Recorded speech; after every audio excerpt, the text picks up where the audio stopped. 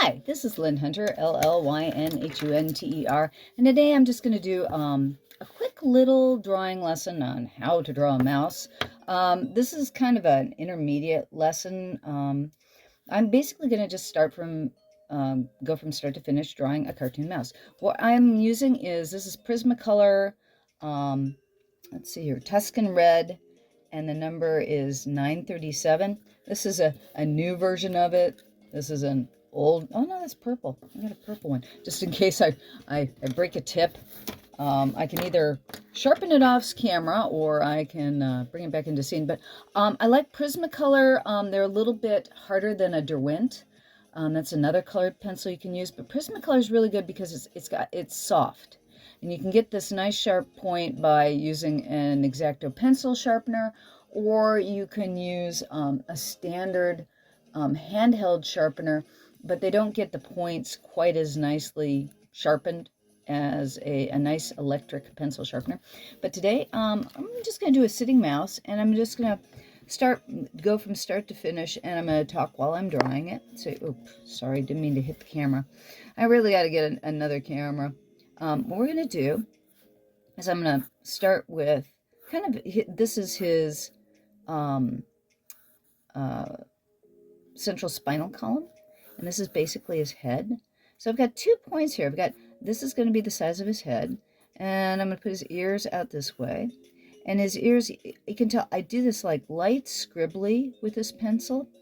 You'll be able to see the underdrawing, the gestural drawing is what this is called. The initial drawing is called a gesture drawing, and you'll be able to see that under the drawing itself, but you can erase this away if you're using a regular pencil.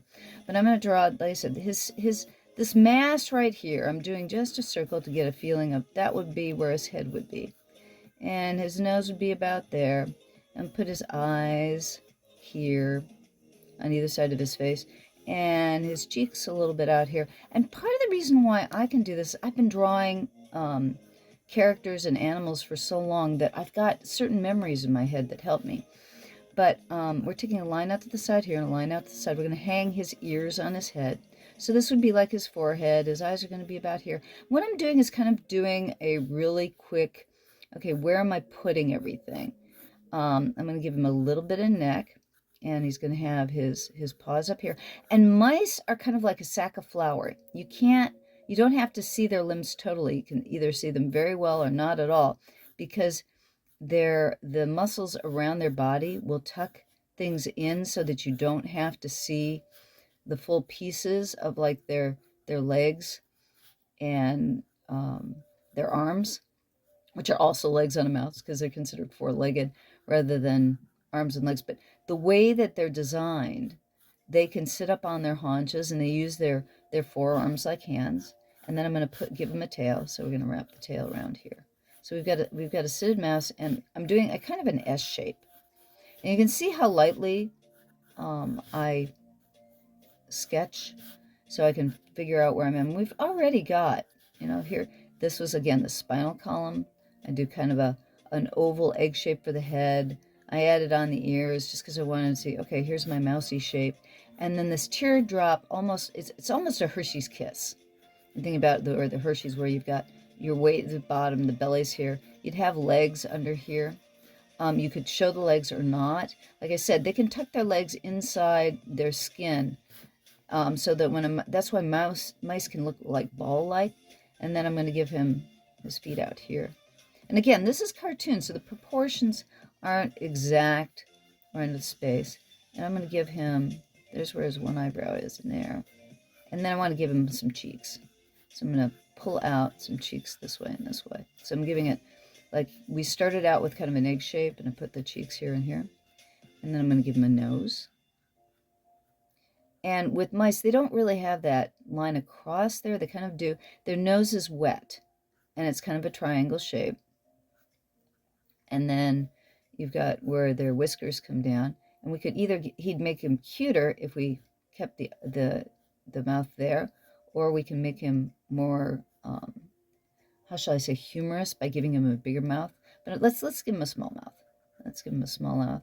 And his cheeks, if you push that cheek, that muscle in the cheek, if you're pushing it up, it's like there's going to be a kind of a U shape here and a slightly, this line will mimic this line. So you have this feeling of there's like a ball in there. And even though that we're going to put a little bit of fur, like 1, 2, 3 jagged lines to give him a little fur on his cheek. And his other eye is going to be over here. I'm going to give him a brow. I always like to give my animals brows, or my characters brows, because it allows them some emotion. You don't have to have a brow. You can just have the skin of the brow go, but I like a little bit of a brow. And I'm going to give him 1, 2, 3. When you try to do hair, try to do it slightly different sizes. So it's like big, and this one's thinner, and this one's small. So that you've got 3 different things that are not the same. So there's a bit of a variation in there. And then, like I said, I'm going to give him, so it looks like equal here. And it's got to tuck into his head. So I'm putting a parallel line down, and then with a little, almost an S. This is like kind of an S shape here. And I'm doing the same thing over here. And then I'm going to give him an eye. I keep saying him. Don't know why it's a him. I have a tendency to call characters that I draw hymns. I personally feel that lots of girls like to draw boys, and boys like to draw girls.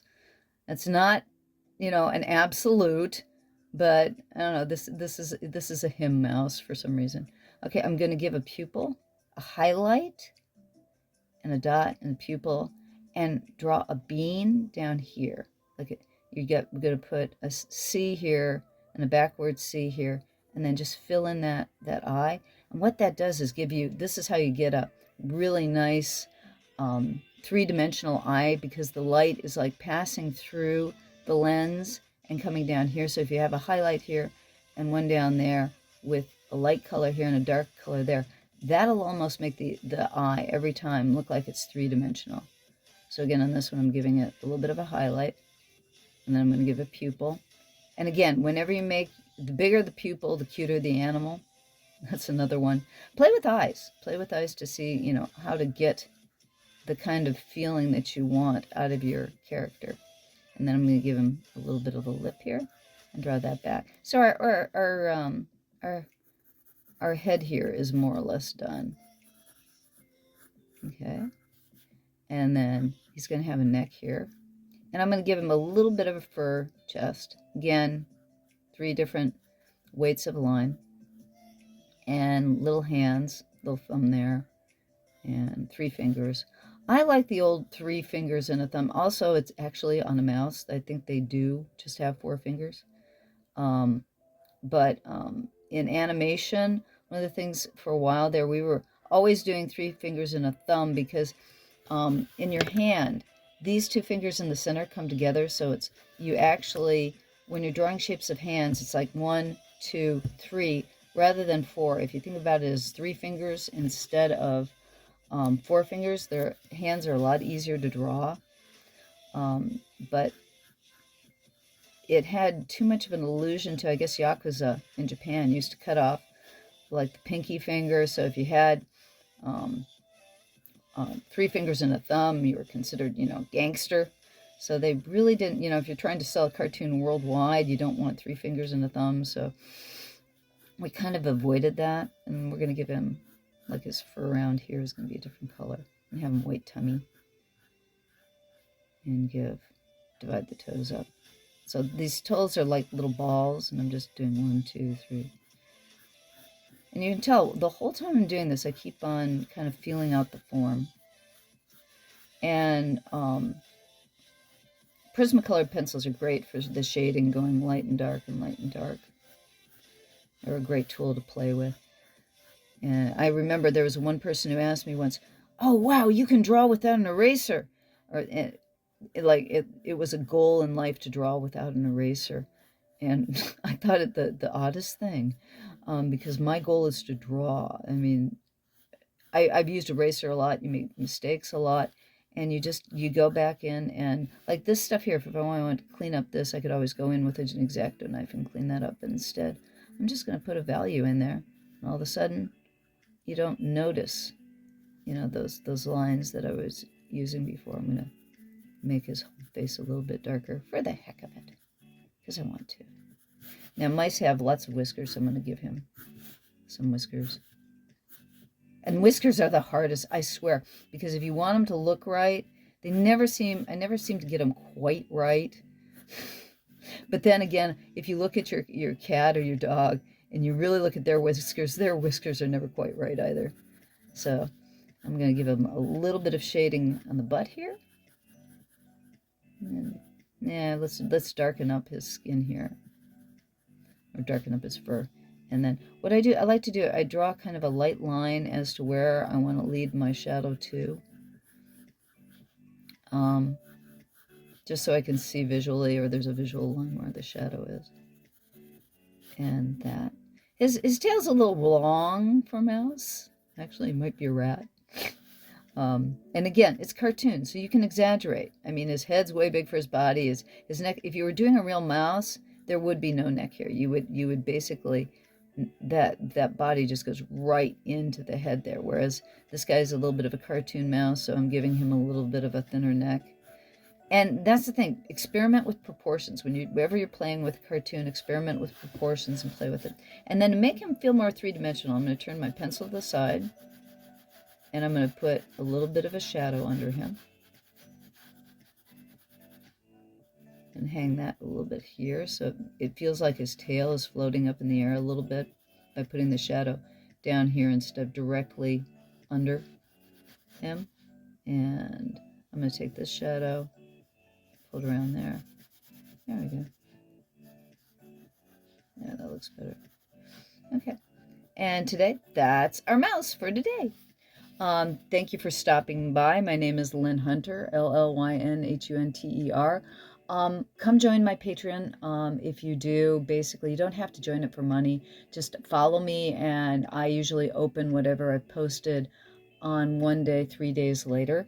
That would help me very much, just if you follow me. If you follow me here, I mean, hit the bell. I'm trying to put out a video a week. It doesn't always happen, but I try to put out a video a week that'll be on drawing or painting, skills that you can use, stories about the animation industry, that sort of thing. Thank you for stopping by. I really appreciate it. Have a good day and keep drawing. Draw as much as you can. Thanks a lot. Bye-bye.